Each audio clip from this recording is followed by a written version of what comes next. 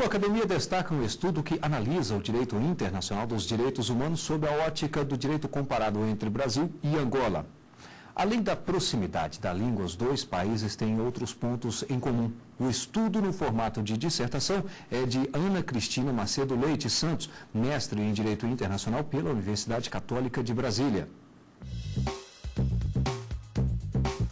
Análise comparativa, jurídica e econômica do Brasil e Angola, à luz dos direitos à alimentação e educação. Dissertação de Ana Cristina Macedo Leite Santos, apresentada ao programa de pós-graduação Stricto Sensu em Direito Internacional, da Universidade Católica de Brasília, como requisito parcial para obtenção do título de mestre em Direito Internacional. E mais, a Academia também destaca a bibliografia utilizada neste estudo, as publicações de teses e dissertações que estão chegando ao mercado editorial. No quadro Mestres e Doutores está Helena Ado, mestre e doutora em Direito Processual Civil pela USP. No perfil, um pouco da trajetória jurídica do mineiro de Uberaba, Ronaldo Benedito Cunha Campos. Para debater a dissertação de Ana Cristina Macedo Leite Santos, mestre em Direito Internacional, convidamos Renata Guerra, mestre em Direito Internacional e professora universitária, e Danilo Vieira, mestre em Direito pela Universidade Estadual Paulista, Unesp, e professor do Uniceub.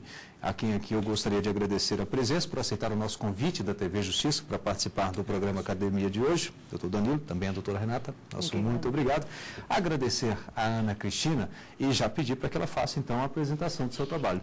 Eu gostaria de agradecer o convite da TV Justiça e o trabalho Brasil e Angola numa comparação do direito internacional dos direitos humanos, ele surge a partir de uma necessidade de fazer um estudo da pessoa humana, frente ao direito internacional, com o intuito de compreender Brasil e Angola, dois países irmãos, parte da comunidade dos países de língua portuguesa, e dentro de um mundo globalizado, numa situação de globalização e esforços comunitários, fiz uma análise da fome, da educação, da pobreza e consequente agressão do direito à vida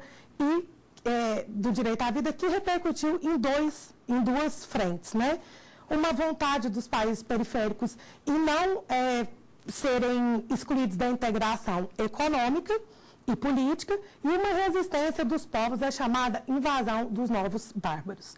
O objetivo do meu trabalho foi uma análise da integração econômica e política de dois países irmãos de mesma língua e uma integração do direito à alimentação e à educação, visto que dentro dos crimes contra a vida, num destaque para as políticas públicas.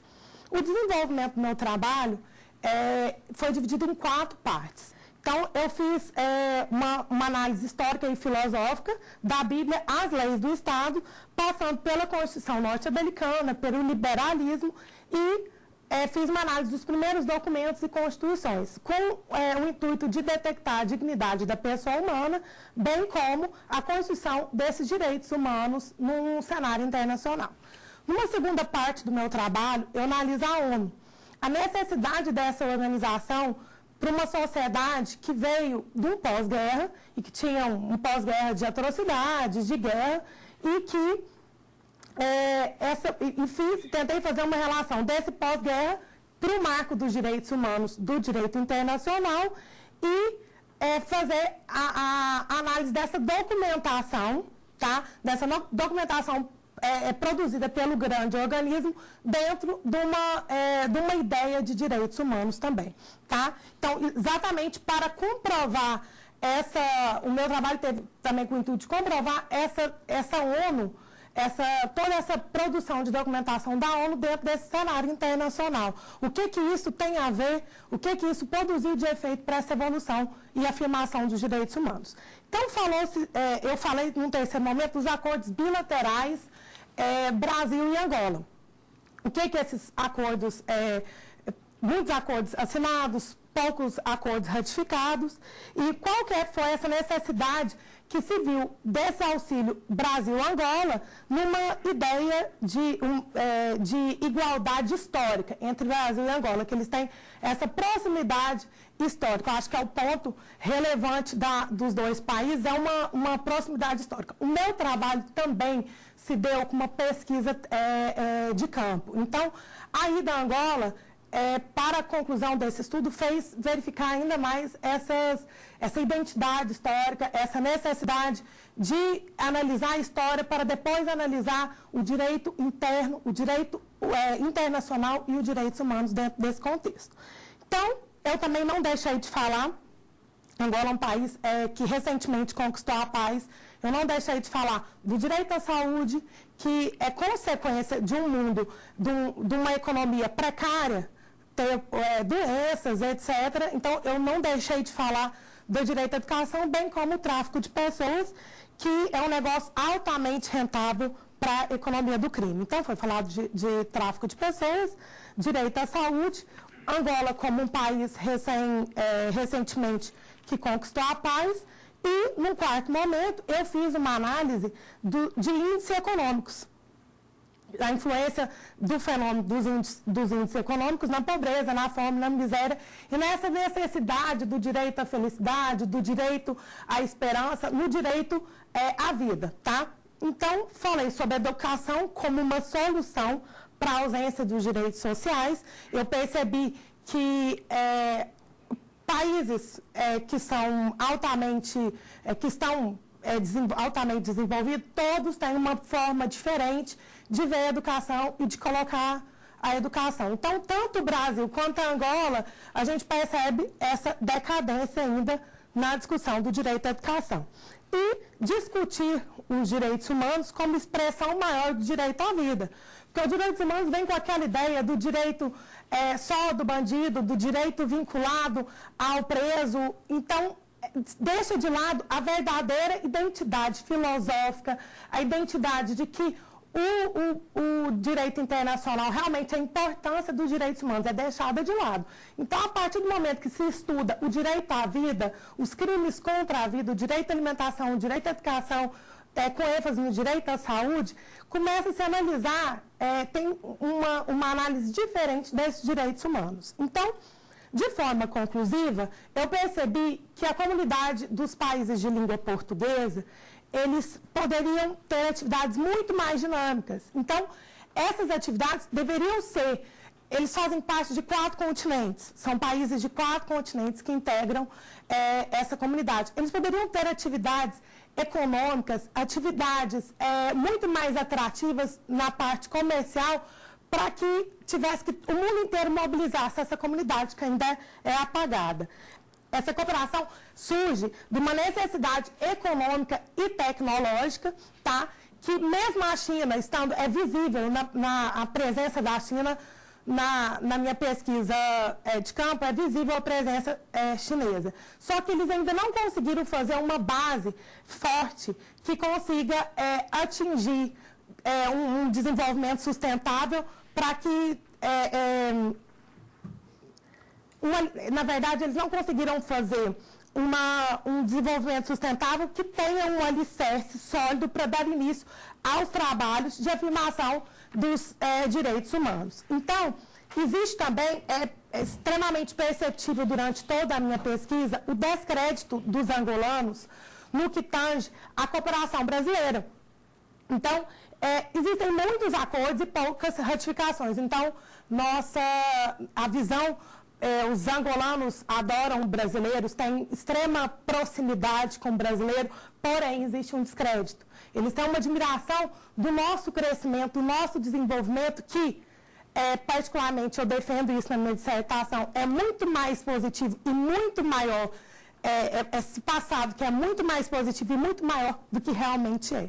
Então, eu deixei escancarado a problematização do Brasil, o problema do Brasil em acreditar que a gente está num crescimento, uma evolução econômica muito maior do que a verdade. Então, se espera do Brasil, tendo em vista essa fala, essa defesa de que realmente o Brasil está altamente desenvolvido, se espera uma cooperação maior.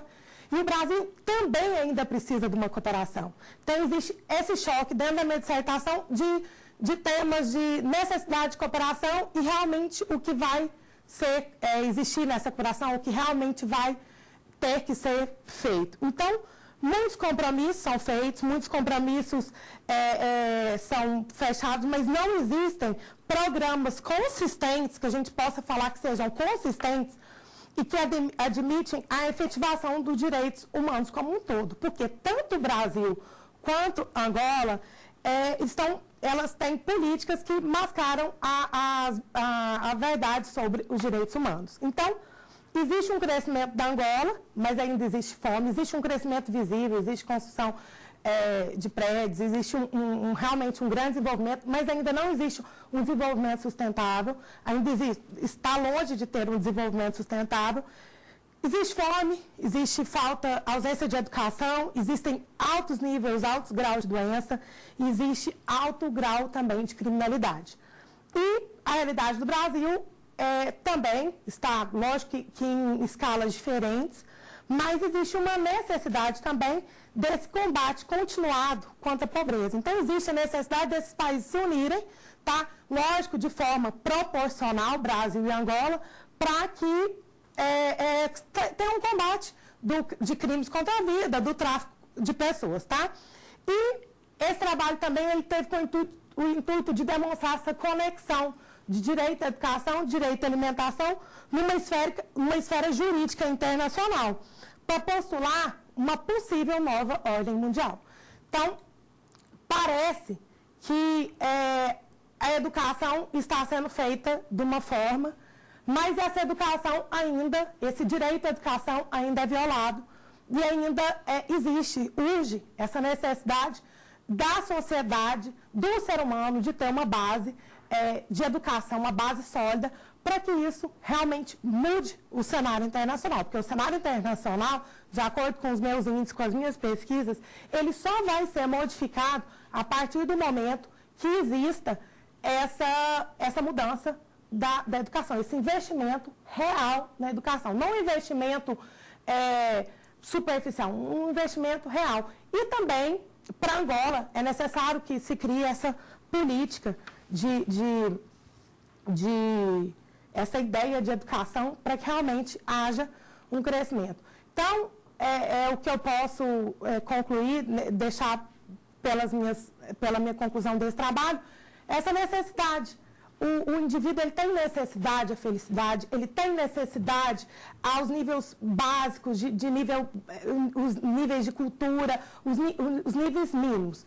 Existe até como forma de conclusão o direito à felicidade, a proposta do PEC, a proposta de emenda constitucional sobre o direito à felicidade, que eu trabalho aí com a comunidade do Butão, já existe esses índices de felicidade bruta. Então, a gente tenta-se, com base nessa ideia, que o mínimo de felicidade seria a educação, a alimentação e o nível mínimo de uma vida que se possa dizer com dignidade humana. Bem, daqui a pouquinho nós vamos ao debate no programa Academia. Por hora, vamos conferir parte da bibliografia base deste estudo. A afirmação histórica dos direitos humanos, de Fábio Conder Comparato, editora Saraiva. Igualdade, Diferença e Direitos Humanos, de Flávia Piovesan, editora Lumen Juris. Constituição e Tratados Internacionais, de Pedro Dalari, editora Saraiva.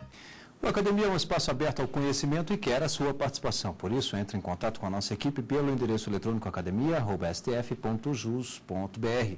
É hora de conferir as mais recentes publicações do mercado editorial da Academia Jurídica.